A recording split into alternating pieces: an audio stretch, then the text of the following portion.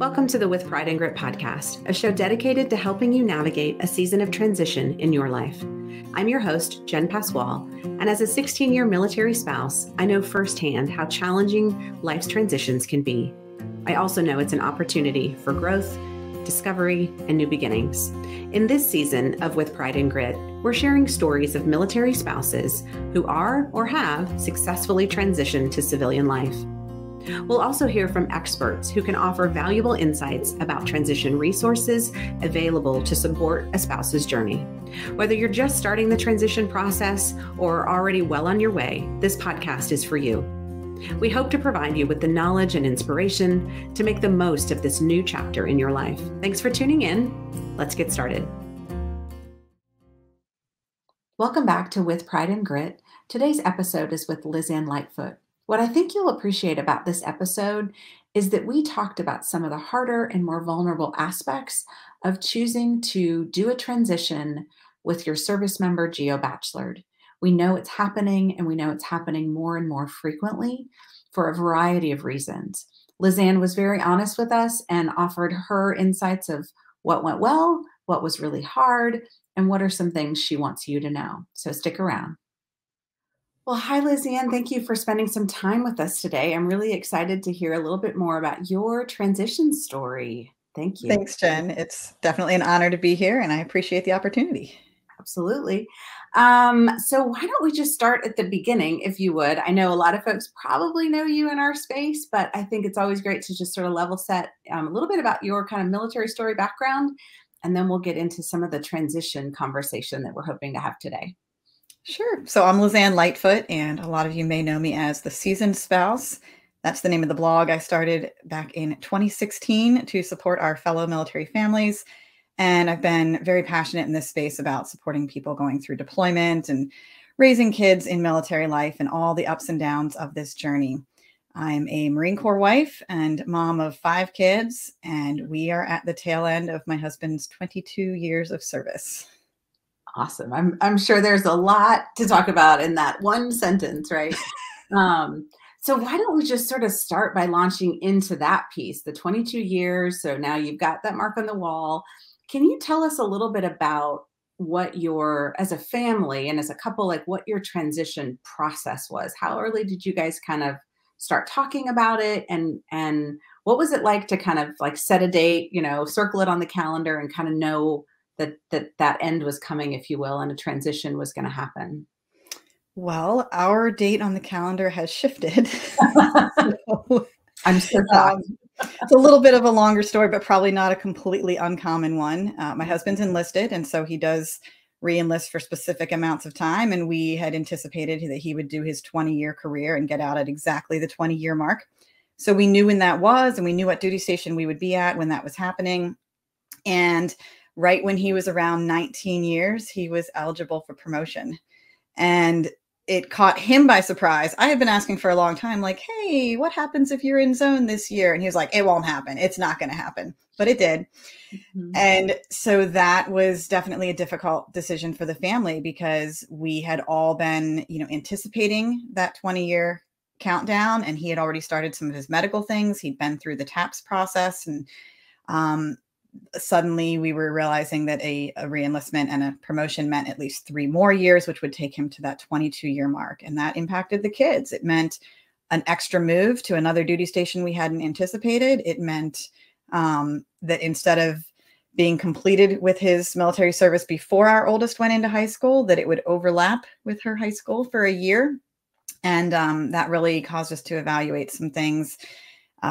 He did accept the promotion. He did do those extra couple of years. We did one additional move to Gulfport, Mississippi. And then it turned out that because we had purchased a house years in advance, anticipating this forever home and this place to retire to, that our renters moved out of our house. And I was able to come up here and geobatch with the kids for about the last 9 months of his active duty service. And so there's definitely some pros and cons to that, but that has sort of in summary been our adapting and changing journey. Yeah, no, I think that's really interesting because it is, I imagine, and I'd love for you to expand on it a little bit. It's kind of a double-edged sword, right? It's great that I think one of the big stresses of transition that we often hear is that, where am I going to live? What is housing going to look like? Particularly in the market now, like, how do I find a Mhm. house in the area that I want? If it's a high demand area, how do I afford that? Not knowing what income may be coming next for the next sort of Sure. career. And in your case, you already had it. So that was a benefit. But that meant just making that decision as a family to do that additional separation that I'm sure you weren't expecting. So if you wouldn't mind, I'd love for you to kind of talk us through, like, what that calculus was and how you kind of came at that decision as a family. Yeah, because I know it is unique, and I will be the first to admit that there's definite pros and cons to doing it the way that we did. So our method definitely would not work for everyone, and you have to choose what's right for your family. But when we had anticipated that 20-year mark, probably around his 17 year, he was on a deployment and thinking about the future and knowing that we had at least one more duty station left. But at the time, we thought that was the last one, and really looking forward to, where are we going to live? Where are we going to settle down? And like you said, that housing piece is a huge part of it. And we have families in this area. And we also knew that for my husband's post-military career, he's a historian specializing in Civil War history and particularly the Battle of Gettysburg. So obviously the most relevant place for him to live is near the Gettysburg battlefield. So geographically, we were very intentional and specific about, we want to live within a very small triangle on the map. So for us, we were able to make that decision years in advance. It did work out. Initially, he had talked about buying a house and having the whole family geobach for a year or two. And I put my foot down on that and was like, nope, not going to do it. We just went through some deployments. Why would I volunteer for that? And I think it was this huge stressor for him that he wanted his family to be settled. He wanted us to be, taken care of and in a location that was stable and predictable. And then I was the one who brought up, but we could buy a house and rent it out for a few years. And once we put those pieces together, suddenly it made a lot more sense that we could choose the location, we could choose the home, but we didn't have to personally be the ones geobaching to occupy it. So we were able to have renters initially for what we thought would be 3 years, and then it turned out to be 5, which again has its definite pros and cons. You do have someone helping to pay your mortgage, so you can go into that post-military retirement with, hopefully a little bit less bills, a little bit more awareness of what the maintenance is on your property. And it definitely gave us the time to prepare financially, knowing, like, here's the long-term things we know need to be replaced. And here's what we know our property taxes are. And here's the furniture that will fit into our house. So we were able to make decisions 1 or 2 duty stations ago, considering, what furniture will we keep or invest in and all of that.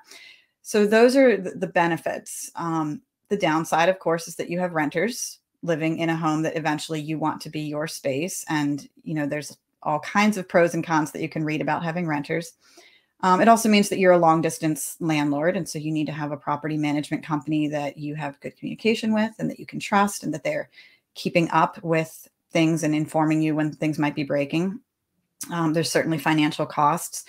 And in our case, one of the negatives was that we allowed our renters to go, instead of being on an annual lease, they had already done a full year with us. They were looking at buying their own home and they wanted to go month to month.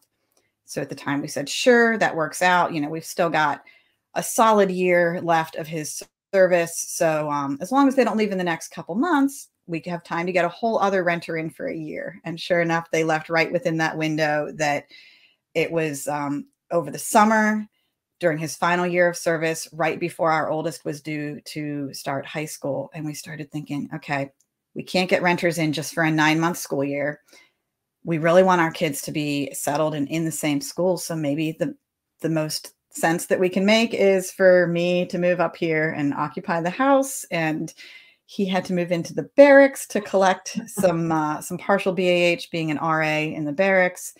And that allowed our kids to be stabilized in schools where they will hopefully finish out their careers in these local schools. So those were the factors going into the decision.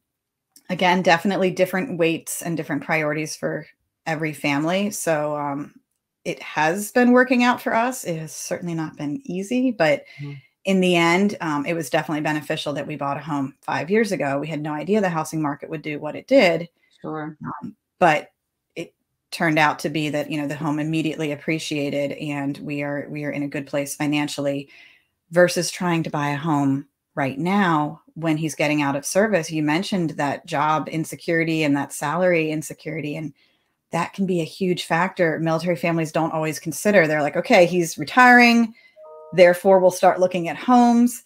And you have to remember that getting into that mortgage will be based on your provable salary. And if you're stating that the service member is retiring, he doesn't have a stable time active duty pension anymore, or a active duty salary anymore. Suddenly it switches over to military pension and possibly disability pay. But there are so many question marks that it is a huge period of financial instability and not an ideal time to buy a home. So no, and I think what's really interesting in terms of your situation is, you all, it sounds like, had really been planning for such a long time that you really had started those conversations several years prior to what ended up being that final date. right. Because you thought it'd be 20, you went to 22. And so, you're in the high teens and you're talking through it. But I think really for anybody, there's merit to that early conversation, because in your case where you know exactly where you want to go, and a lot of folks, I think, use family and proximity as one of the big calculus for what makes sense, obviously job as well. But if you already have a sense of where you want to be, it's such a unique situation to be in to kind of get a head start if you're able to do that. So I think it just makes the further case for there's really not, like, too early isn't a thing when it comes to transition and all the different layers of conversation that need to happen. Even with buying a house, maybe there's not a too early if you can afford it and you can figure it out and you know where you're headed and you're confident that's not going to shift. Then being able to get a head start and let someone else give you some equity, may not be a bad thing, and avoid all that. And even as far as paperwork goes, it also allowed us to have a permanent legal residence starting 5 years ago. So we bought the house in Camp Pendleton. We moved to San Diego and to Gulfport, Mississippi, and now to here in that time. And this address has been the legal address, the registered address for my own LLC business. We have paid taxes here so that part has been consistent. And with all of the moving and all of the instability in military life, it did make some of those PCS moves just a tiny bit easier, because our official legal residence for tax purposes and all, for license plates and whatnot, that wasn't changing. And it made it slightly simpler to renew things online or to process things. But of course, we weren't receiving mail here. So that's definitely something that you need to set up properly and consider. But I mean, to your point, like, those are all I feel like sometimes it's, even with a PCS, right? It's not, yes, the PCS is hard, but it's also all the little details that come afterwards, finding all the new, people that you need and being able to set up all the paperwork and being able to change all the addresses and to have some of that already done and not have to do that every year kind of takes a load off each time that you're, each of those times that you did PCS. I was curious in terms of that decision for Geobachelor. So initially you're like, nope, absolutely not, when it was, 18 months to 2 years. What, that shift into 9 months, was that, how has that been for the transition process? Do you, how does that feel to kind of not be together in that, you've had a long career and a lot of sacrifice by the whole family. How does that feel for everyone to kind of be living this, this different life and you're in Mississippi, and then your husband to be where he is and kind of finishing out that career? How has that felt to you? Yeah, it is. It's definitely stressful, and it was certainly not my first choice of how to finish out our military journey. But I will say that the more people that I've talked to this past year, I had no idea how common it was to find yourself in this situation, especially in the last year of service, for various reasons. For us, I think the real driving factor was the oldest child going into high school. That was a huge weight. The fact that her freshman year could be here at our permanent hometown in Pennsylvania, not just for the whole social and, military kids changing schools all the time. We didn't want to burden her with one more move in the middle of a school year, but also just for transferring credits. We knew that there would be some huge differences between Mississippi school systems and Pennsylvania. And we were concerned about the overlap. So if you just can cut it off at a more normal point and start middle school or start high school, then you're going to eliminate some of those issues with transfer credits. So that was a huge consideration. I was working remotely, so I'm able to work from home. My job essentially didn't change going from one location to the other. So in my case, that wasn't a big factor. I know for a lot of other spouses, it's the opposite. They want to get settled in the permanent location and set up an in-person business or a store or a consulting firm or whatever. And, the sooner that they can get into that and get established in their post-military career as a spouse, the more beneficial it will be for the family. So there's definitely a lot to consider. In our case, I think another determining factor was that my husband is finishing his master's degree right now. He's been doing school online while full-time active duty for the past, well, it feels like forever, but I think it's been about 5 years now. He's done both his bachelor's and his master's in the more recent years while he was active duty. And it has been very time consuming and difficult for him. And so we already knew that, his weekends are eaten up with writing his thesis. And there wasn't a lot that we were able to do together as a family in Mississippi. So in one sense, I was trying to alleviate some of that pressure and that stress and say, we will give you the time, we will give you the space to focus on what you need to do.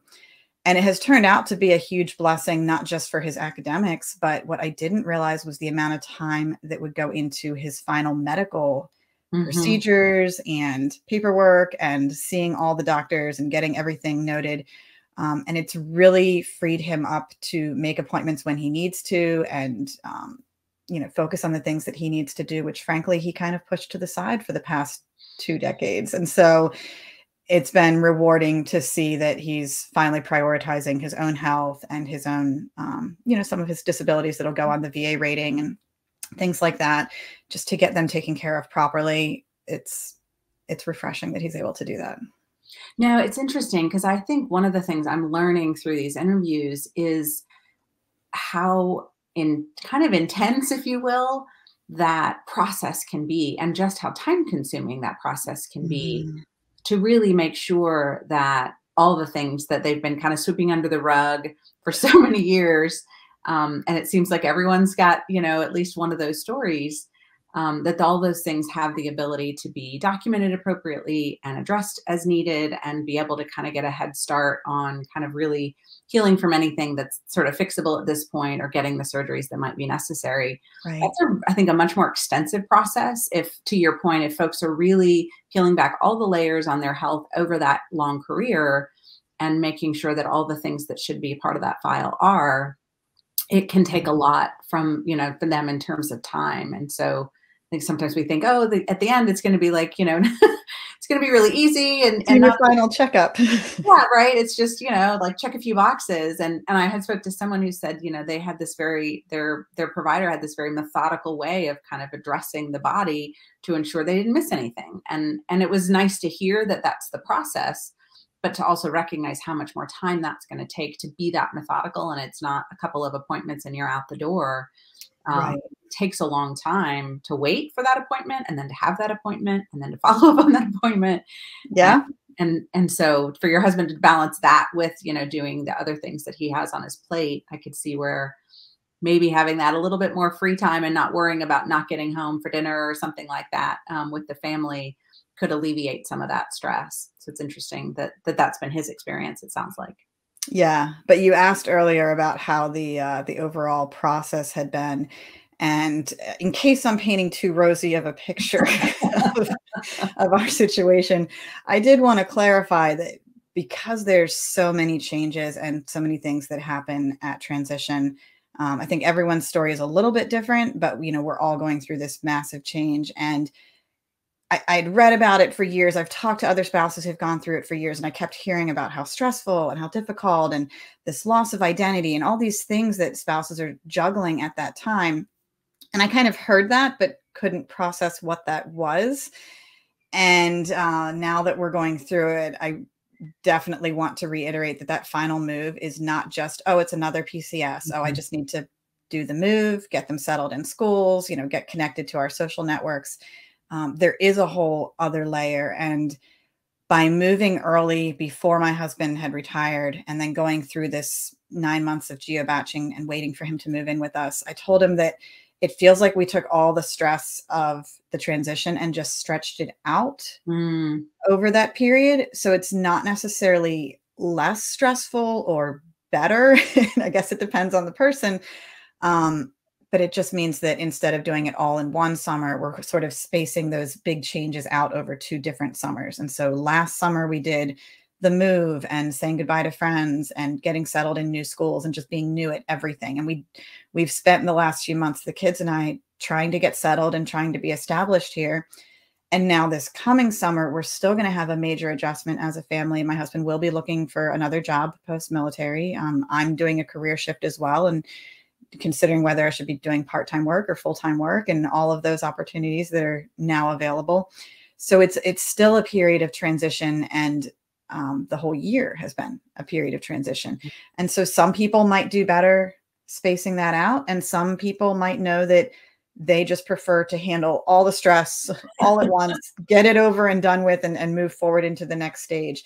And you have to kind of know yourself and know your family to decide which is going to be best for you. But definitely be prepared for something over and above your typical PCS moves. No, I think that is a really interesting point that I had not thought about in terms of one of those sort of benefits and drawbacks is you're experiencing it for longer. And so it feels a little bit like Groundhog Day. And yet it isn't maybe as heavy in any one moment because you have spaced it out a little bit. But you don't really get a pass on any of the elements, right? You still have to go through all the elements that exist. It just may look a little different than someone who, their circumstances necessitated doing everything at once. Right. So I love that you brought that up, because I think sometimes we have to keep kind of reminding, I think spouses in particular, that one, it's going to look different for everybody, but two, that identity transition, you can really feel like that's not going to be your story. And then it can become your story in a way that you just hadn't expected, because you decide to do a pivot. You decide to find something different. You kind of get inspired in a way that you were not anticipating. And so, sometimes I think it's good to not like close the door and, yep, that's not going to be me, because you just really never know. This is something, as much as we PCS, this is something we've never done before for either the service member, the spouse, or the entire family. Moving into civilian life is something none of us have done before from military life. Absolutely. How has the process been like as a collective? You mentioned your oldest getting to start high school. So that I'm sure high school is high school, right? So that has its own pieces. But was that part of the, I guess for the kids, was that part of the conversation? Like here are the options, and this is what it looks like, and this is what it would mean. We're going to be separated from dad. How did you guys approach that decision as a family, if you don't mind sharing? Yeah, it did come about, as like I said, a little bit quickly, because our renters gave their 30 days notice, and we had to make a decision like, hey, if we want to move up there in time for the school year, we need to move in 3 weeks. So it was like, we're either doing this or we're not. And at the time, we weren't even entirely sure about the funding. Just want to throw out there that we did get paperwork approved so that he could move the family and get a fully funded PCS move over a year before his retirement date, but there was some special paperwork to file. So if you find yourself in that situation, don't think that you have to move yourself out of pocket, but you need to be prepared to jump through some hoops. No, so because we had a little bit up in the air, we had during the summer, we were going through options A, B, and C, like, well, either we're all moving up together with a fully funded move and, having a professional company, we would load the trailer and have a company drive the U-Pack truck, or we will rent a U-Haul for ourselves for the essentials. And then when the paperwork comes through and everything's funded, we'll move the rest of the household like 2 months later. That was not very appealing, but it was a possibility for a while. And then there was still kind of that tempting, like, but what if we got short-term renters and they could just, get like a 6 to 9 month lease and then it would be okay. So kind of going through all of those options at once was really challenging for adults. And we didn't want to throw that burden onto the kids. So I know there was a period where things were very much up in the air for them. And they were like, are we moving? Are we not? What month are we moving? Where am I going to school next year? Yeah. So it was not ideal for them because they did finish out their schools in Mississippi thinking that they were coming back the next year. In May, we all thought we were still there for another year. So they did graduations and they did, their final things, and then just didn't show up for school in the fall. And that was a little rough, especially on the older ones. So we eventually had to tell them, this is the decision that we've made. And we did try to present the benefits of like, look, you get to be in the same school for, you can start high school and be the new kid at the same time that every other freshman is the new kid. And you can start middle school and do the first day of school. Like, we'll be there in time for orientation, and you can actually visit your school and not be awkwardly wandering the halls on the first day like our kids have usually experienced. Exactly. And so we talked about that and, getting settled into, they all do scouts. So being able to continue scouting up here, I made sure that I found a troop before we had even moved, and I could tell them like, look, there's a boys troop and a girls troop. You can both continue to do this, and you're not going to lose any progress on your merit badges and things like that. And sports teams and church, all of those things we kind of showed them in advance. Like, look, this is what exists in our town. I can show you the website. I can show you pictures from their previous gatherings and matches and get-togethers. So that always sort of helps to make things more concrete for our kids. And as we've gone through this year, it has definitely reaffirmed our decision that, they are all getting involved in different activities and settled and, making friends. And one child has a significant other, and as one does, I guess. Mm-hmm. And the oldest was able to get a summer job for this coming year, which was a huge moment of gratitude for all of us. For her, it was a really good opportunity, but it really kind of reaffirmed that, if we were moving up this year, there would have been no summer job. You would have been doing nothing all summer. But instead, like, you're stable, you have a group of friends, they're inviting you to do things with them. You have plans to join the soccer team next year. Like, all of that forward momentum, I think, really helps carry the family through these stressful moments when you can kind of latch onto those light at the end of the tunnel moments. And it's not just about dad coming home. It's not like we're all sitting in gloom and doom waiting for dad to move in with us, but we're really trying to adjust and live our best lives and get settled in our new home. No, I love that, because it really, you've painted a picture of some of the challenges, but I think, I wouldn't say most of us, but I think for a lot of us who've done a lot of deployments, it is sometimes really hard to kind of look at those optional, if you will, times of separation and embracing those.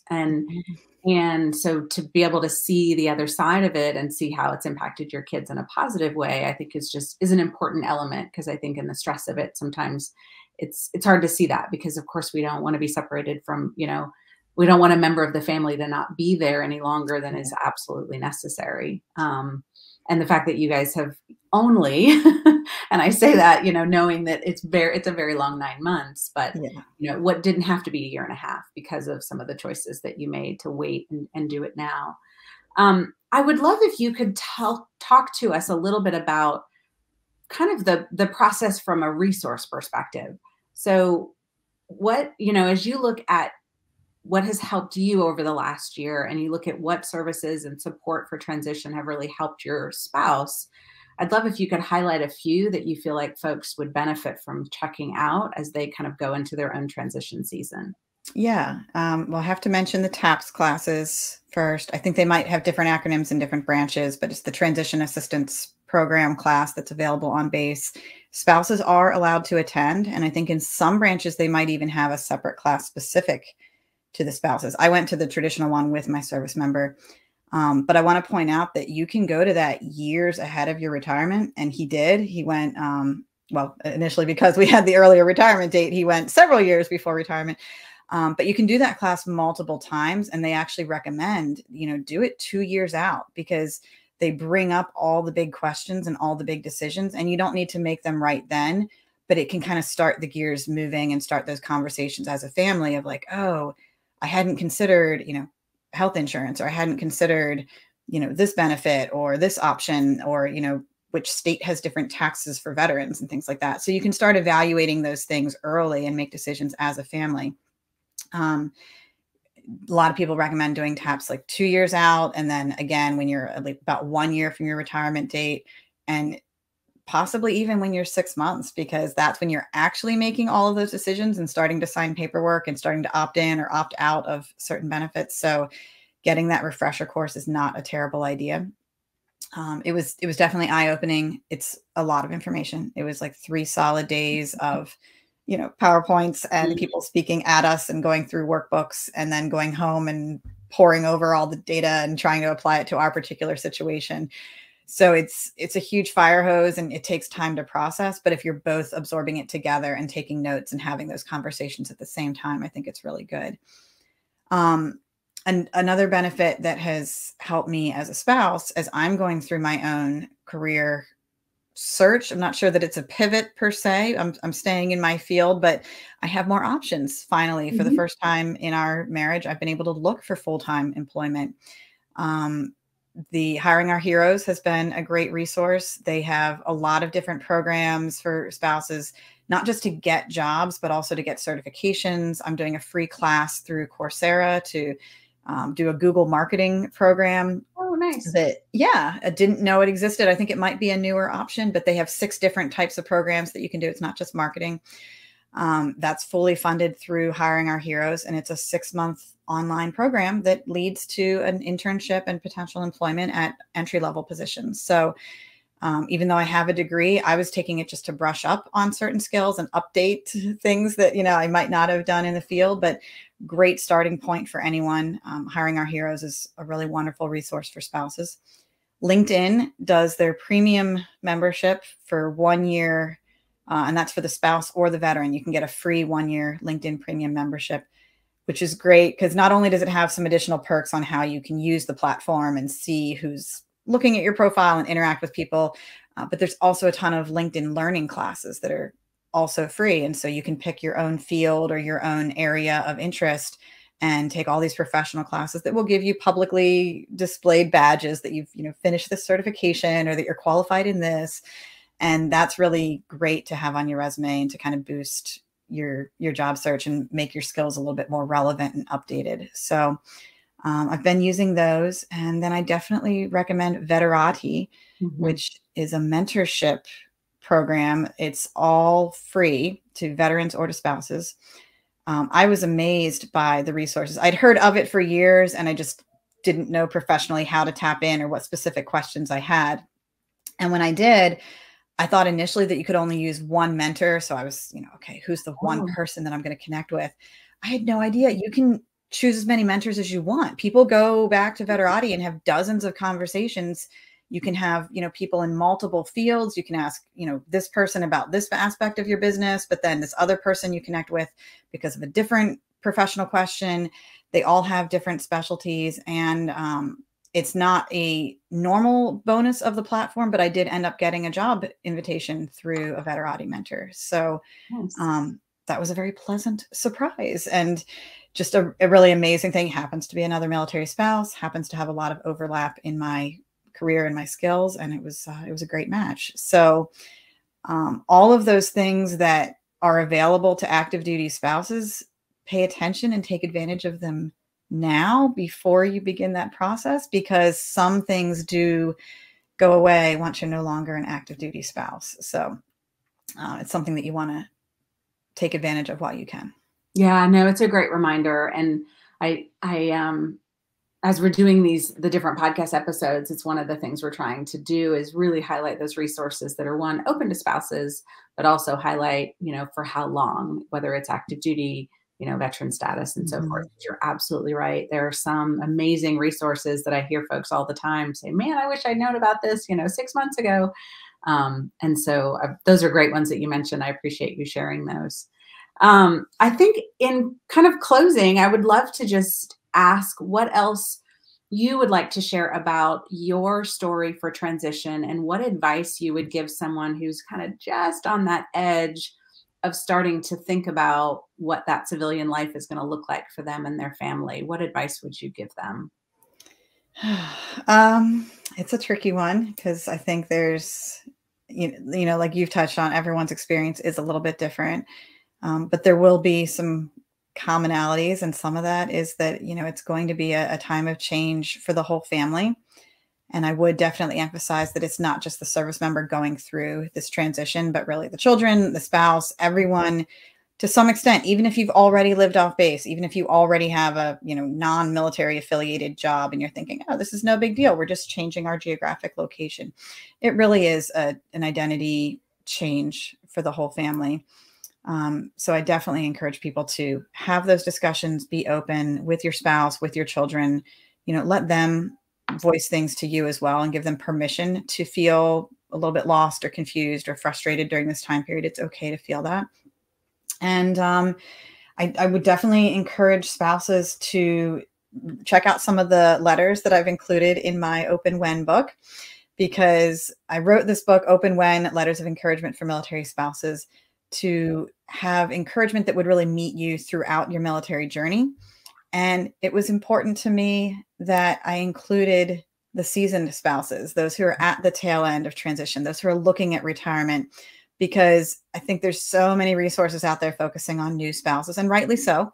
Your first deployment is hard. Your first PCS move is hard. But I felt that in our community, there was a lot of neglect, or just kind of turning and not focusing on our spouses who are nearing that transition process and the older military kids and teens. So there's a whole section in this book of letters that are specifically about preparing for that transition and retirement and some of the things that you might be going through as a spouse or a family. And just knowing that it's okay to feel all those things, and you're not the only one who has faced that and struggled through it. And that I don't want to say that things are always going to be, rosier and better and improved, the moment that the service member retires. It is a process. It's just like that reintegration period after homecoming, where things just don't go straight to roses and whatever the rest of the expression is. It doesn't all turn up roses on homecoming day. There's that period of adjustment afterwards. And I think retirement is similar, that, you count down to the retirement day, but really that transition into the next chapter of your life is going to be a process. And for some people, it might take weeks. For some families, it might be months or even a year, depending on those other stressors that you have. So give yourself grace during that time, that you don't have to have it all figured out the first week. You don't have to be absolutely happy the day that you move into your forever home. I definitely cried the first week that we moved up here. We had a whole bunch of housing, mechanical, expensive issues that went wrong. So it was a very rough move into our house.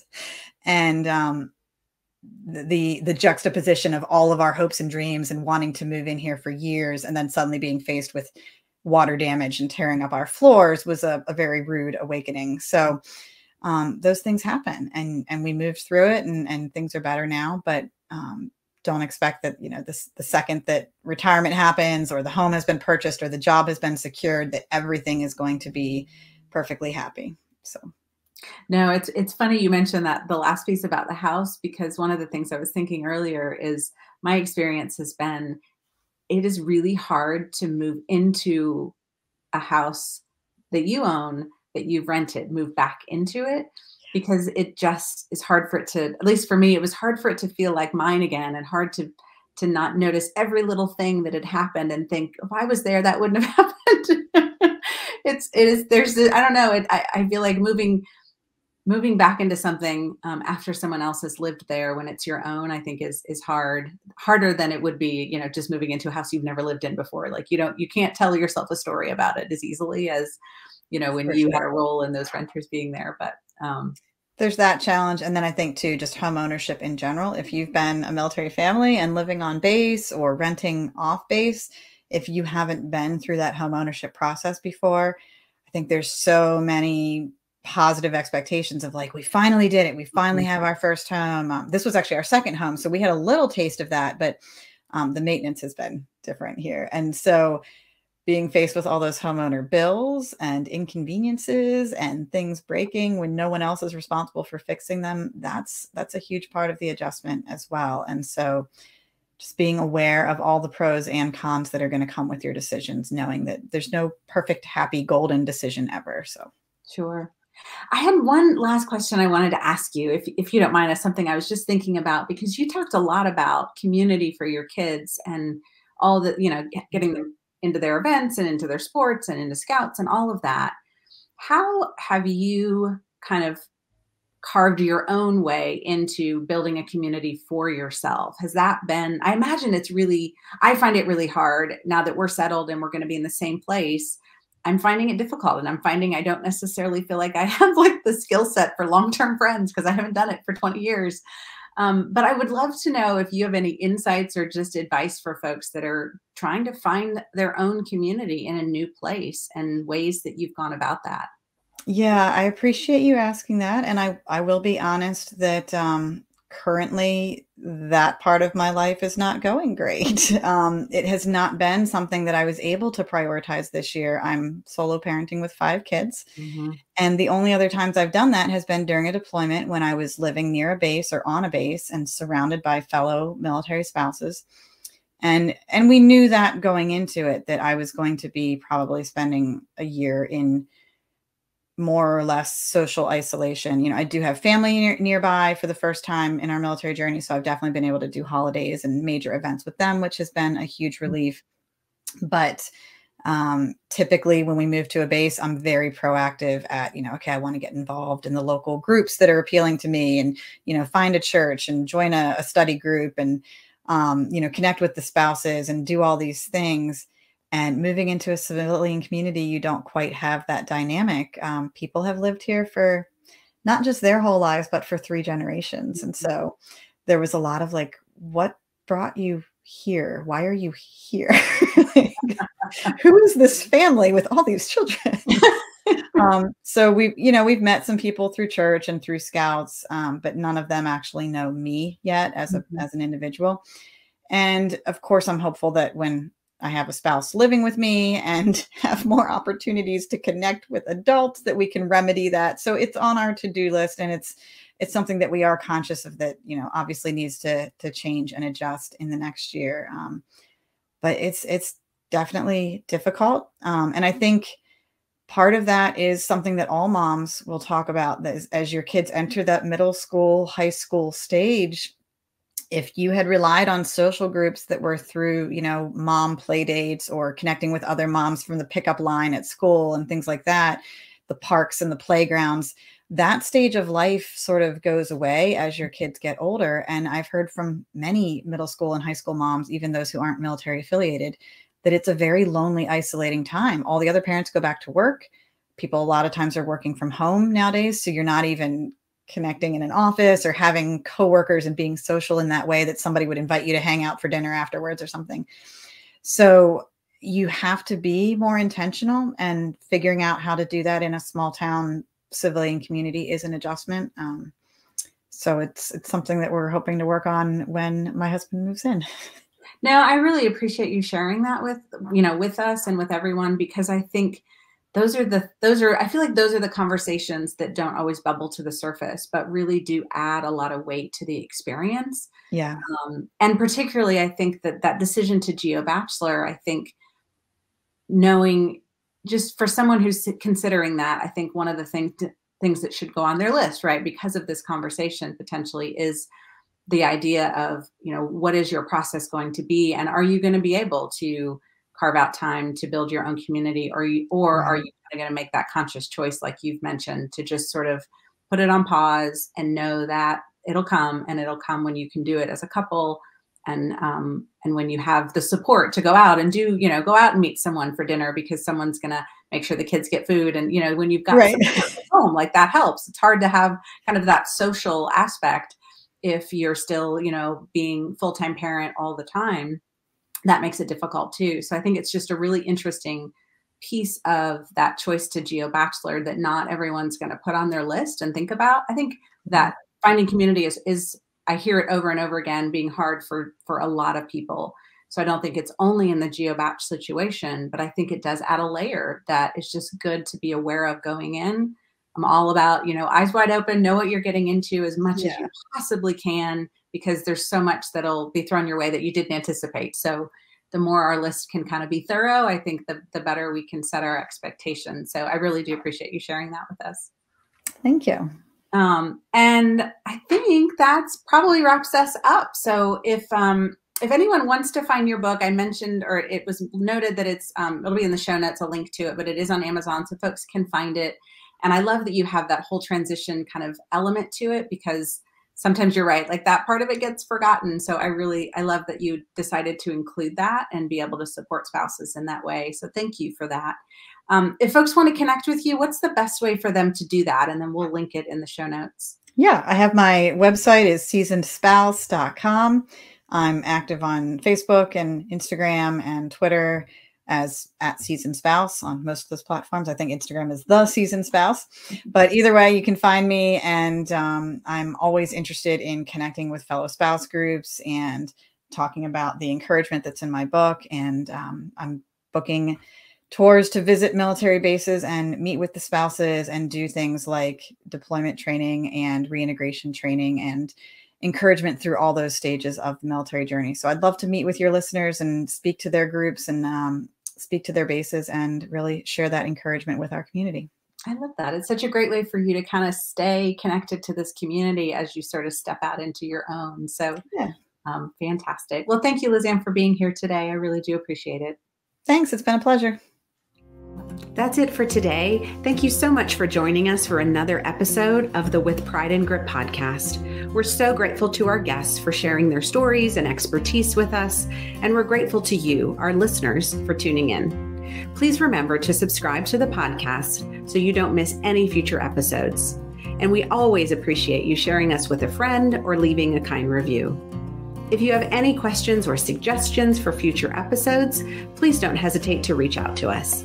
You can find us on social media under @PrideandGrit or on our website, prideandgrit.com.